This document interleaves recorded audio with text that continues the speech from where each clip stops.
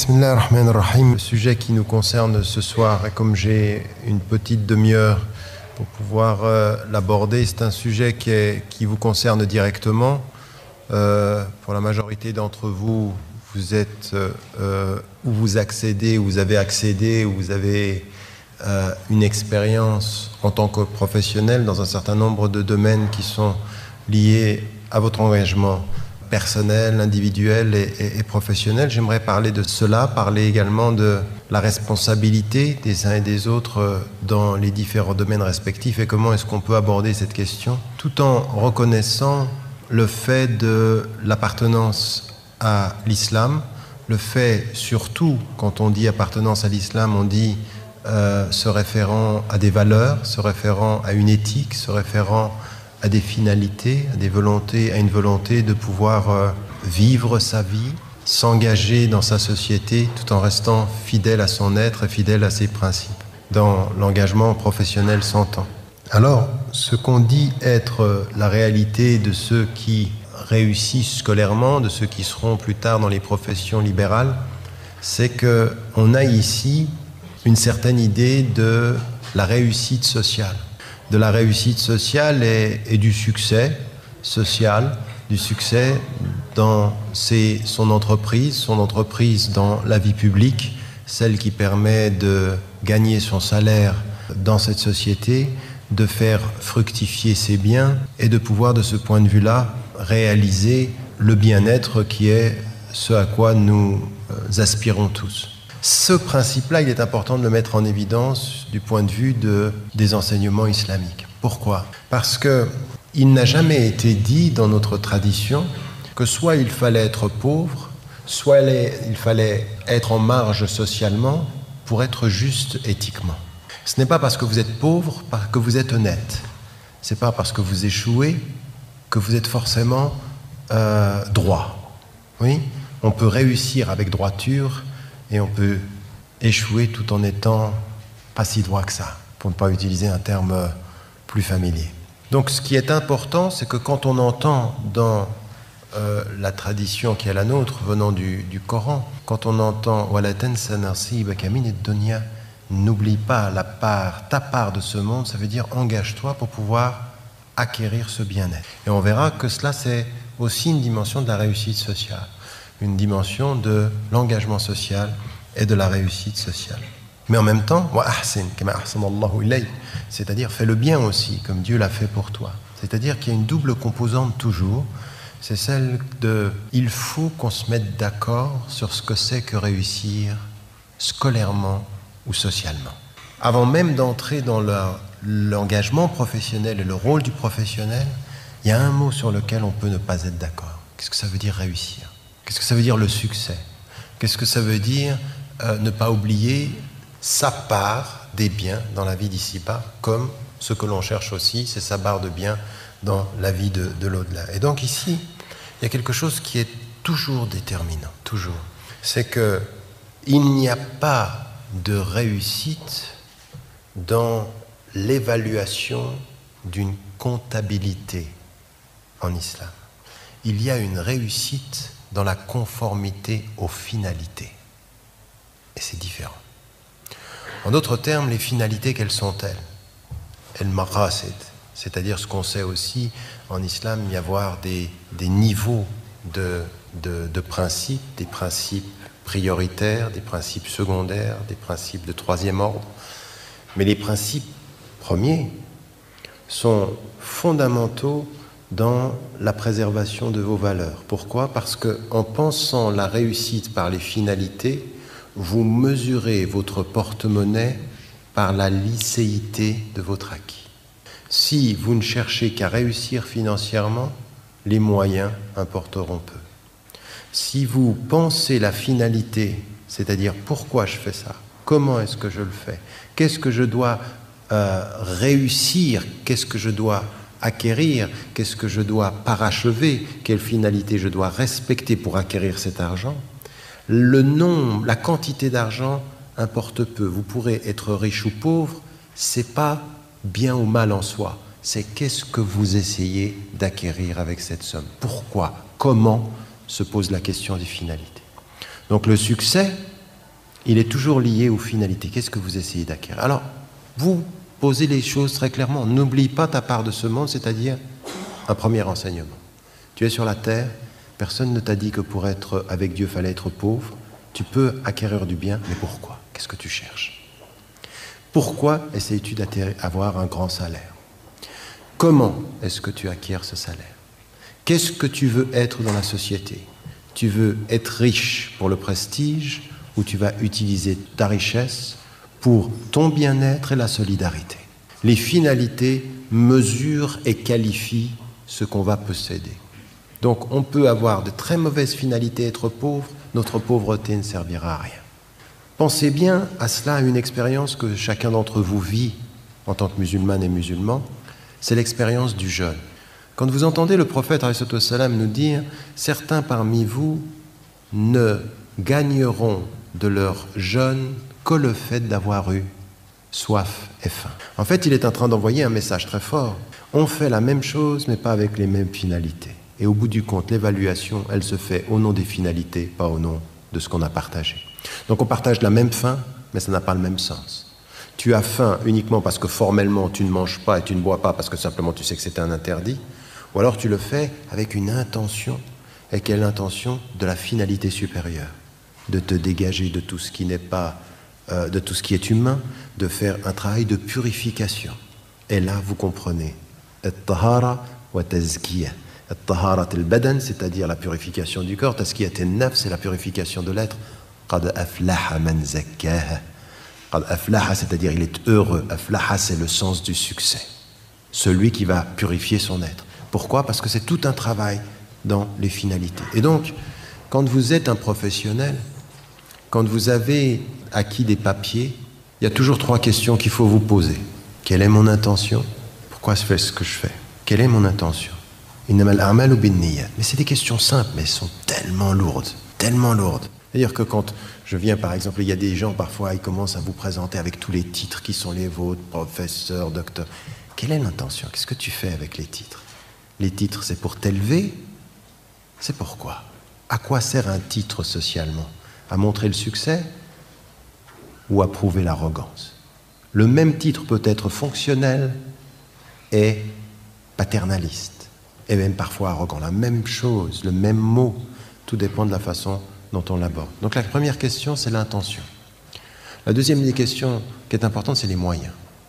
Quels moyens utilises-tu pour parvenir à tes fins? Et ensuite, bien entendu, quels vont être tes objectifs?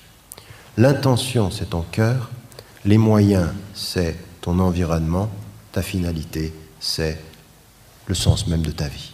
Le sens, les moyens et le cœur. Donc ça, c'est notre vie à tous. Et vous n'êtes pas musulman le soir ou la nuit, puis vous devenez des professionnels sans cœur ni âme pendant la journée. Vous ne pouvez pas faire ça. À tous ceux qui vous diront que pour distinguer la religion de l'espace privé avec votre activité de l'espace public, ça veut dire que dans l'espace public, vous pouvez oublier votre morale et votre éthique et que vous ne l'utilisez que dans l'espace public, dans l'espace privé, tous ceux qui vous diront ça sont des personnes qui vous disent, en clair, soyez schizophrènes. Et nous n'avons pas ça. Nous n'avons pas cette idée. Bien entendu, nous n'imposons notre éthique à personne, mais nous nous imposons l'éthique pour devenir le modèle de tout le monde. Je ne t'impose rien, je m'impose tout. Mais qui nous a enseigné ça? Le prophète alayhi salam. Lui, il n'allait pas vers les gens leur dire « vous devez prier de tarawih ».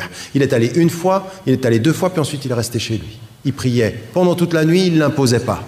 Mais parce qu'il se l'imposait à lui, seul, avec ses intentions, il est devenu le modèle de tous dans ses finalités. Il est le modèle des finalités parce qu'il a l'exigence personnelle de ses moyens. Vous me suivez? C'est ça qu'on veut aujourd'hui.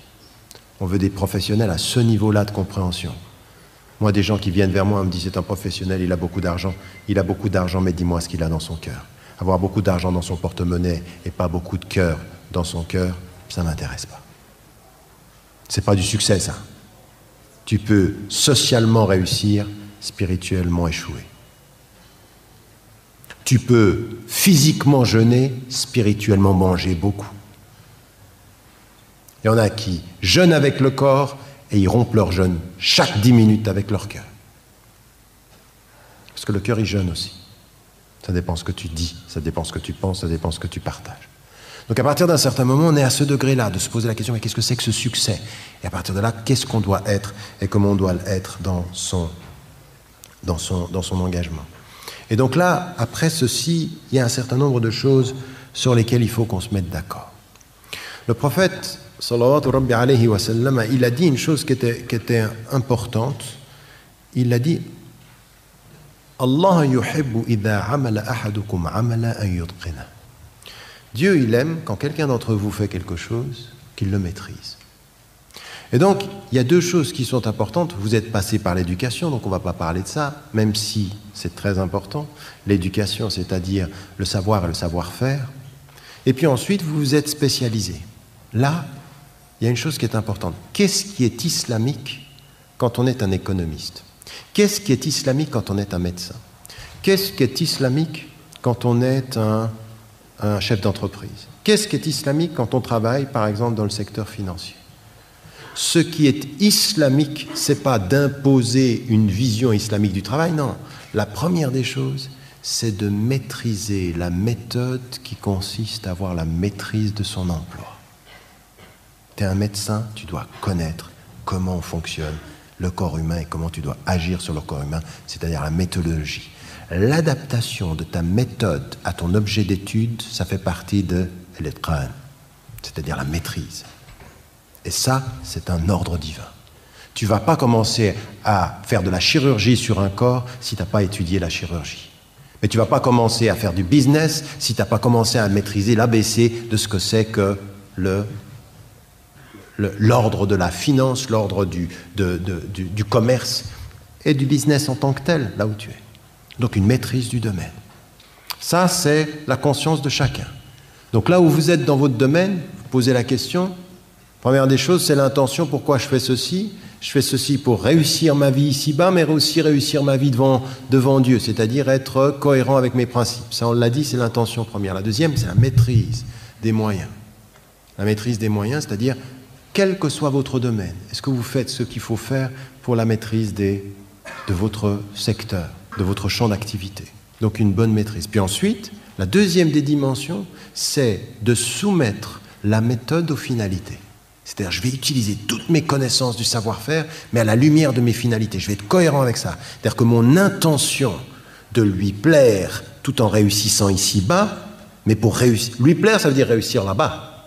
Donc, ma réussite de là-bas, de l'au-delà, dans mon attitude ici-bas, c'est-à-dire de ma connaissance, ça va être d'utiliser mon savoir-faire pour les finalités.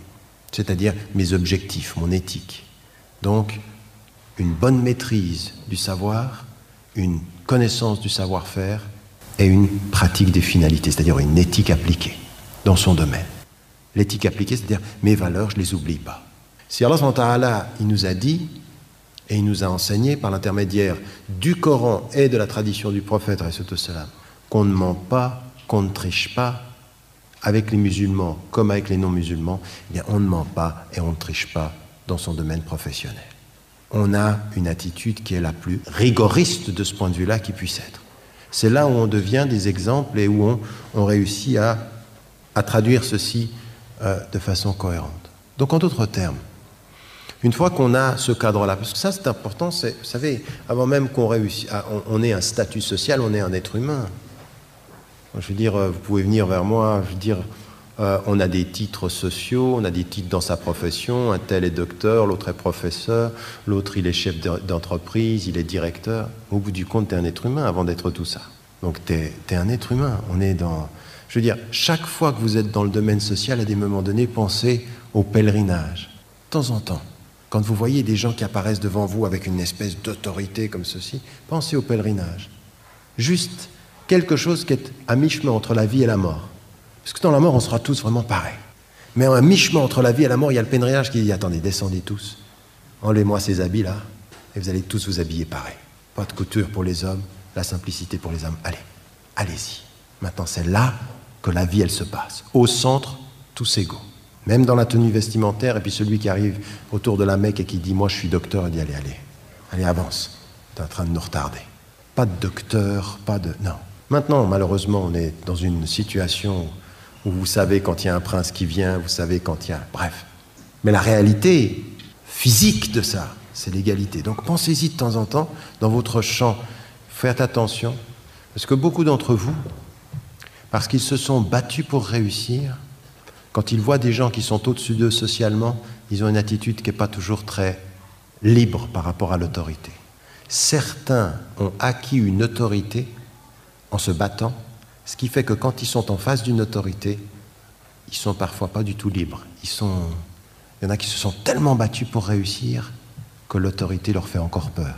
Ils se sont battus au gré de leurs efforts contre l'autorité, mais l'autorité elle a toujours un tout petit peu de pouvoir. Faites attention aux autorités dont vous ne vous êtes pas libérés. La ilaha illallah, ça veut dire mon autorité, c'est l'éthique, c'est la justice, c'est le bien. C'est pas toi qui m'imposerais ou toi. Non, moi je suis d'abord sous l'autorité de ce qui est juste. Donc, ça c'est aussi très important, ce processus dans la réussite sociale, de faire attention à la colonisation des autorités secondaires. La colonisation de la transformation des moyens et des fins. L'argent, c'est qu'un moyen. Si ça devient une fin, tu as un problème. Oui ? C'est Jacques Brel, qui vient de votre pays, qui disait « L'argent n'a pas d'odeur, mais pas d'odeur vous monte au nez. » Et il a parfaitement raison, ça n'a pas d'odeur. Ou alors l'autre formule qui consiste à dire... Enfin bref, je ne vais pas rentrer dans ces formules-là. Laissons simplement, ce que j'aimerais vous dire, ce que j'aimerais que vous compreniez ici, c'est qu'il y a à vous, vraiment, personnellement, à nous tous, de faire un pas en arrière, puis en se posant la question de cette intention, de ces moyens, de ces finalités. Puis ensuite, avec ceci, quand on s'y engage, de se dire, voilà, moi ce que je comprends, ce qui est islamique dans mon engagement, la maîtrise de mon domaine d'action, d'activité, la maîtrise, et les finalités. C'est-à-dire, maîtrise, je sais ce que je fais, finalité, je sais où je veux aller. Je sais où je vais avec ce que je sais. Mais ce que je sais, il faut que je le maîtrise, il faut que je sois au top.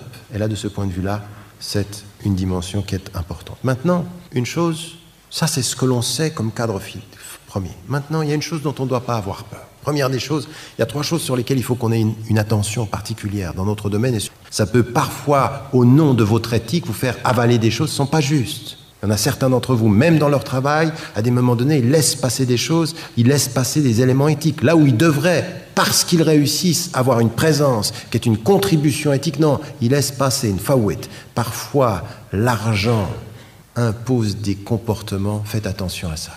Et c'est parfois, quand vous êtes au haut, où vous vous approchez des sommets sociaux, que c'est le plus délicat. Il est plus facile d'être intègre moralement, parfois dans la pauvreté qui conteste, que dans la réussite, dans la richesse qui est en train de réussir. Vous êtes souvent, vous, quand vous réussissez, et à l'université, et sur le plan social, beaucoup plus fragile moralement que certains de vos frères au bas de l'échelle sociale. Beaucoup plus fragile. J'ai même vu, moi, à l'université, j'ai vu des étudiants qui, pour réussir, reproduisait la pensée du maître. Qu'est-ce que tu veux ? Réussir en disant ce qu'il veut que tu dises, ou réussir parce que tu as dit ce que tu pensais. Tu veux réussir socialement parce que tu maîtrises ton domaine et à un moment donné tu t'imposes parce que tu sais et ton éthique, ou simplement tu les fais sourire. Est-ce que tu réussis pour leur plaire ou est-ce que tu réussis parce que tu te respectes ? Ça, c'est un rôle déterminant, mais pas simplement pour vous, parce que si vous êtes en train de suivre l'exemple du prophète, vous devez être des exemples pour tous ceux qui peuvent vous regarder, qui doivent voir en vous une intention, des moyens et des finalités. Ils doivent les voir, parce que chez nous, la foi, elle est visible. Elle se voit dans notre comportement. On est des témoins. On doit être des témoins. Et on doit l'être partout, pas le vendredi, entre 1h et 3h de l'après-midi, tout le temps. On essaye de l'être. On est même des témoins dans notre erreur. Un homme ou une femme qui a reconnu socialement son erreur est le témoin qu'elle a ou qu'il a de l'éthique. L'éthique, c'est pas d'être parfait.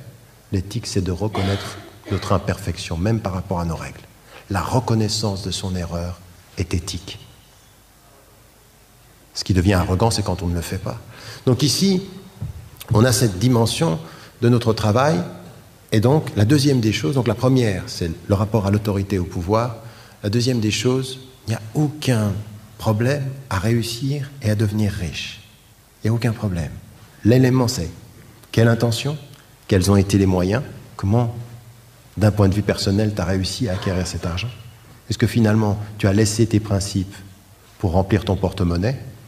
Et à un moment donné, il faut te dire, vous savez, quand vous lisez dans le Coran, Harbun min Allah, quand il parle de l'intérêt ou des choses comme ceci, on est dans une société où vous savez qu'il y a des allègements possibles. Moi, je ne parle pas d'une interdiction complète, puisque même là-dessus, je pense que les penseurs musulmans et les savants, les ulama musulmans, on doit faire un vrai travail. L'intérêt, c'est haram.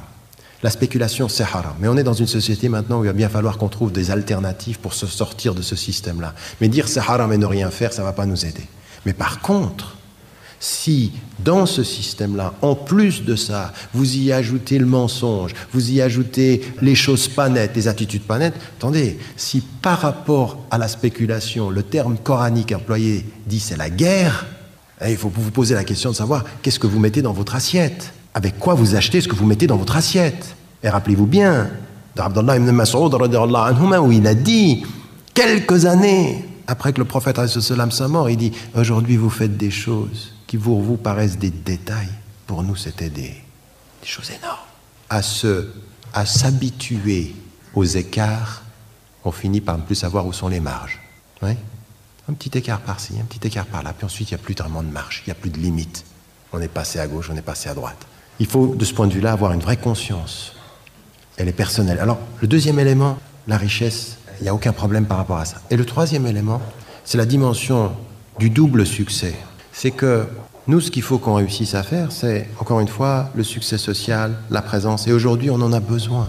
On a besoin dans cette société belge de femmes et d'hommes qui réussissent socialement, qui soient présents, qui s'assument, qui aient la fierté d'être qui ils sont dans la réussite, là où ils sont. S'il y a des gens, ils vous pardonneront tout. Ils mangeront avec vous du couscous marocain. Ils aimeront votre musique. Même ils aimeront votre couleur de peau. À la limite, même ils iront jusqu'à aimer le fait que vous vous habillez ou que vous ayez vos tenues vestimentaires, que ce soit la tenue, le khimar, le hijab. Ils pourront, certains. Mais il y en a certains qui ont énormément peur. Ils pourront tout partager, mais ils ne partageront pas le pouvoir. Et la réussite sociale, c'est du pouvoir. Ce n'est pas simplement le pouvoir politique, c'est le pouvoir symbolique. C'est le pouvoir de la représentation de soi. Aujourd'hui, je peux vous dire une chose, vous ne comprendrez pas beaucoup des attaques qui s'abattent sur moi au niveau européen si vous ne comprenez pas que c'est uniquement sur le symbole que je représente. Beaucoup plus même sur ce que je dis. La tête dépasse un tout petit peu trop là. C'est la perception de la réussite, c'est la perception d'avoir à partager quelque chose qui est beaucoup plus simplement que les espaces et le couscous. Ou la symbolique du... je veux dire, Jesse Jackson, il était ce matin à Rotterdam, il disait à des jeunes, il dit, regardez, c'est absolument incroyable. Si vous regardez dans tous les sports, la place des Noirs dans tous les sports aux États-Unis, on est les premiers dans 80% des sports. Vous regardez socialement, on est les premiers dans 60 à 70% de la population carcérale. C'est inversement proportionnel. Par contre, dans les grandes entreprises, il n'y en avait pas beaucoup. Et le monde se pâme quand il y a un Africain, Afro-Américain qui devient le président. Oui, je veux dire, c'est des symboliques qui disent autre chose aussi que cela. Donc, pourquoi je disais cela?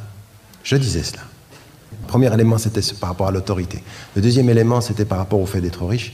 Et le troisième élément, c'est de se dire la double dimension de la réussite. C'est-à-dire que de réussir, d'être présent, ça c'est important. Mais il y a une chose qui est importante aussi. C'est que la finalité de la réussite, pour nous tous, la finalité éthique de la réussite, c'est je réussis pour mon bien-être, mais je réussis pour le partager. Le sens de la réussite en islam, c'est toujours le partage.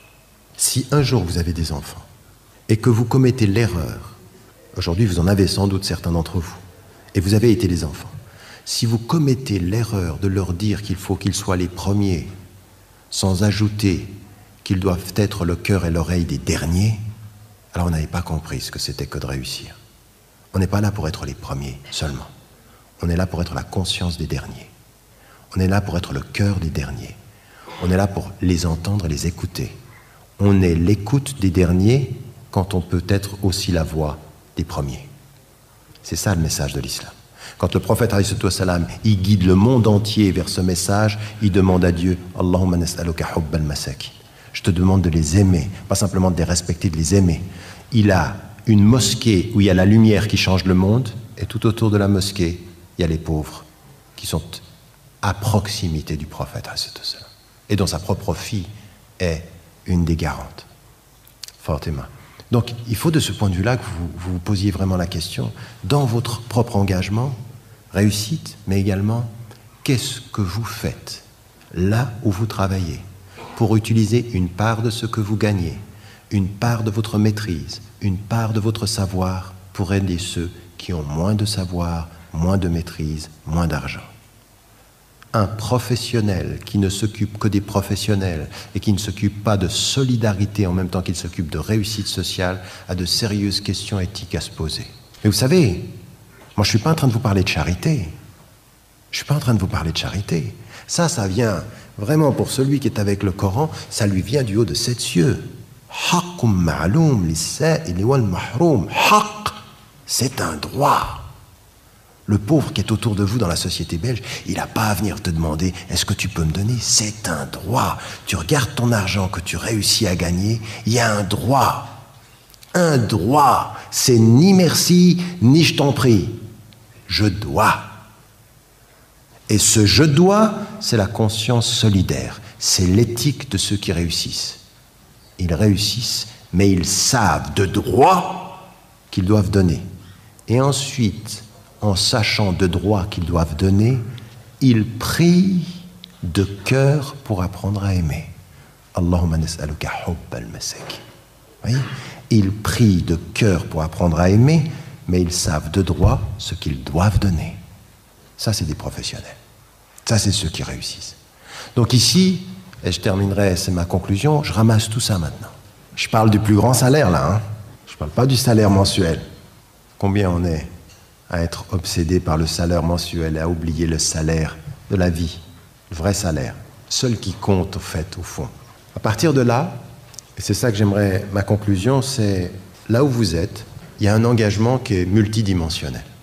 Et c'est ma conclusion. Moi, ce que je pourrais attendre du rôle des professionnels dans la société, d'abord, c'est toutes les potentialités que vous avez. Transformer tous les échecs en opportunités. Chaque fois qu'on vous ferme la porte au nez, cherchez la clé. Chaque fois qu'on vous insulte, souriez. Chaque fois qu'on vous écarte, revenez.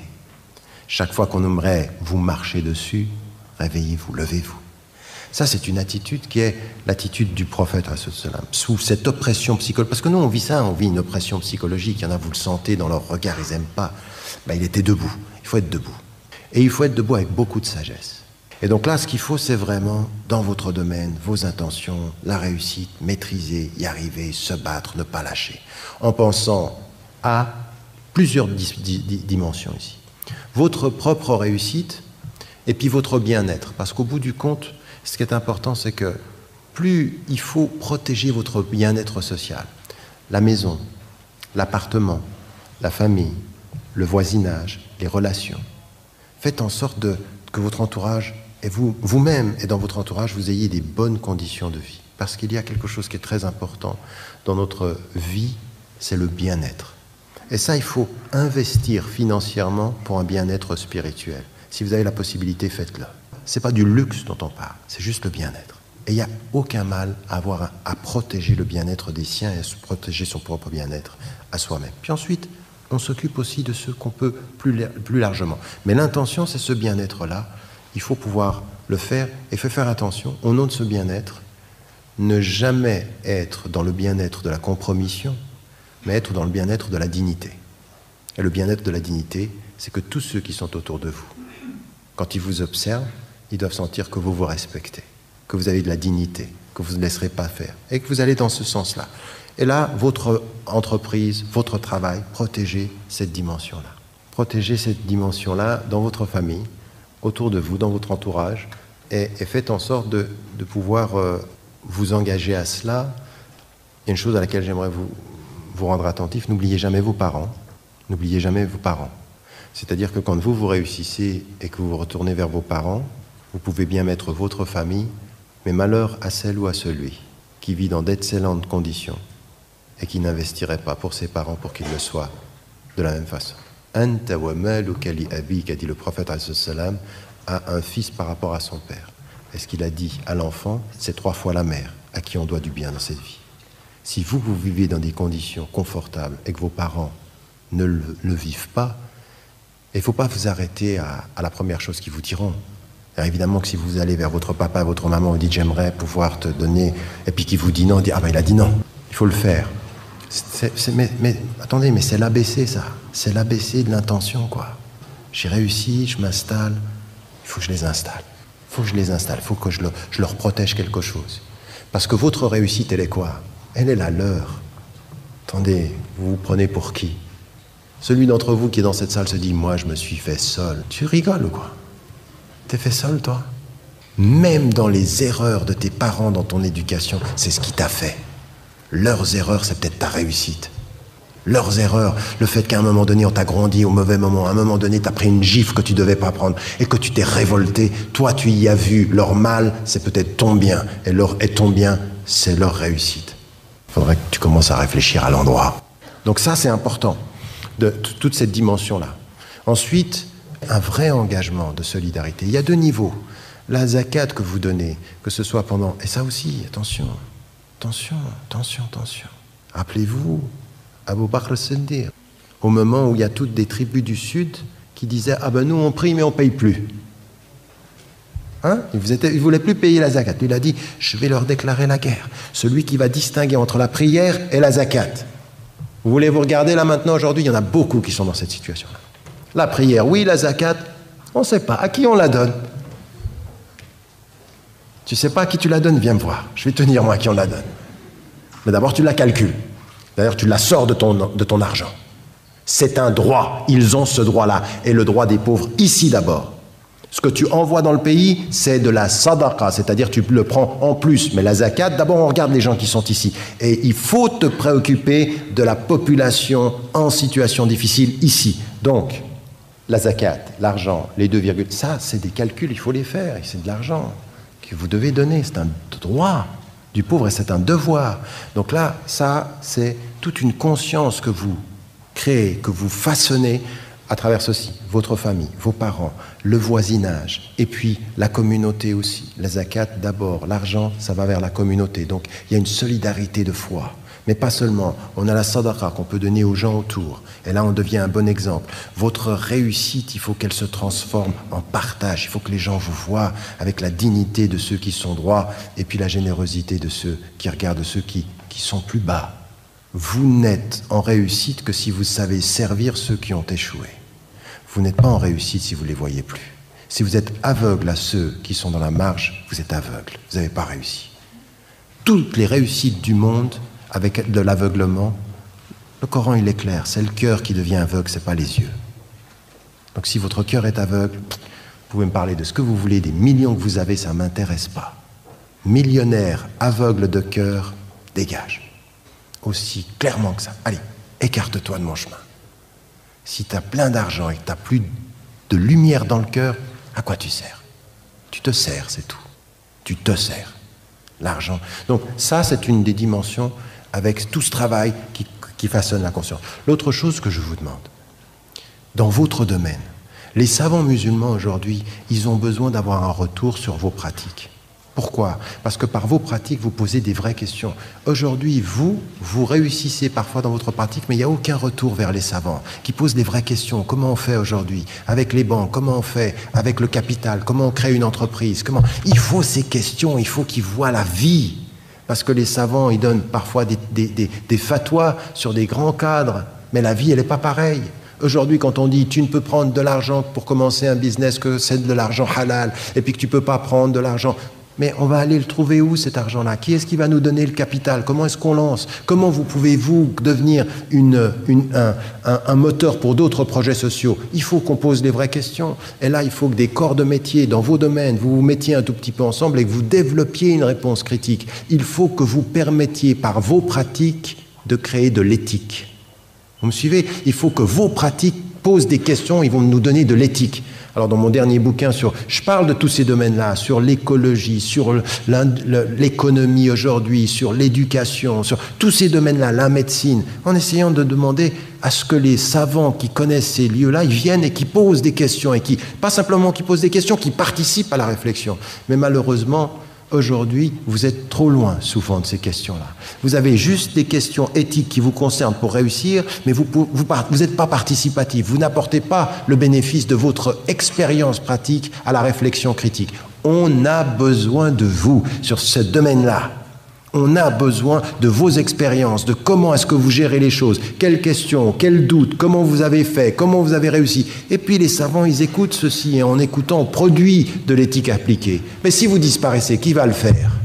Si ceux qui sont dans la pratique éthique, ils disparaissent, on va demander à qui?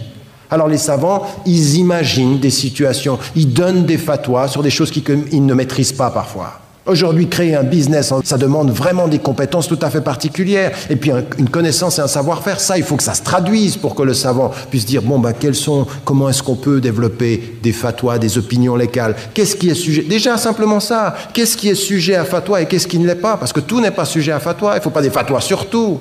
Vous voyez ce que je veux dire sur ces questions-là, sur les questions des maladies, sur les questions, mais des choses très, très... Là, il faut que vous participiez beaucoup plus à ce débat. Où est-ce que vous êtes? Où est-ce que vous êtes de la réflexion critique? Au lieu de rester assis souvent en disant, mais les savants, là, ils ne nous donnent pas de réponse. C'est vrai, peut-être qu'ils ne donnent pas de réponse, mais où sont tes questions? Comment as-tu formulé les questions? Où est ton rapport critique à la question? Dernier point, ça c'est de l'intérieur, le dernier point c'est vraiment dans la société. On a besoin aujourd'hui de gens qui soient visibles, qui réussissent avec cette intention du bien-être ici, avec l'éthique, le respect d'un certain type de principes, de faire des choses différemment. Vous savez, ceux des altermondialistes disent « un autre monde est possible ». À la fin du bouquin que j'ai écrit, j'ai dit « tout est toujours possible ». Tout est toujours possible. Il ne faut jamais désespérer de rien. Même quand on est très loin de Dieu et très loin de l'éthique, il ne faut jamais désespérer. Donc il faut toujours s'engager. Tout est possible. On peut se réformer, on peut réformer cette société-là. Mais la question qu'on doit se poser ici, c'est notre rôle par rapport à la société. Et vous, là où vous êtes, dans les différents domaines, soyez visibles. Ne cachez pas votre islamité. Ce que vous êtes, il s'agit, vous savez, je vais vous donner un exemple. N'hésitez pas à mettre le fait que vous êtes de telle association, telle mosquée, il n'y a pas de problème. Surprenez les gens, non pas par la couleur de ce que vous êtes, mais par l'universalité de ce que vous dites. Le message, il est pour tout le monde.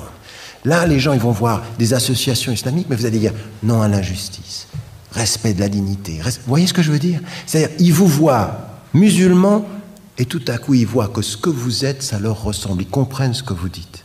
Soyez des entrepreneurs sans hésiter à être ce que vous êtes. Je travaille pour le bien.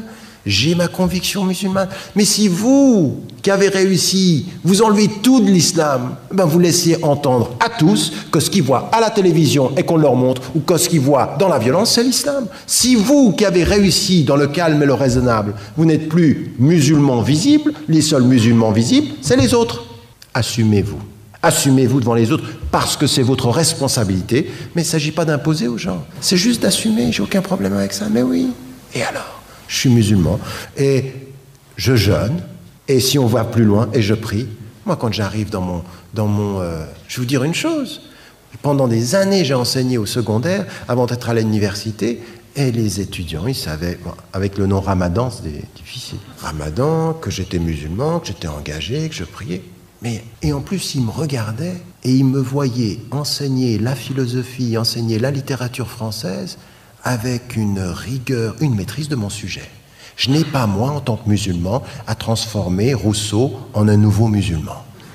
Il n'était pas musulman, Rousseau.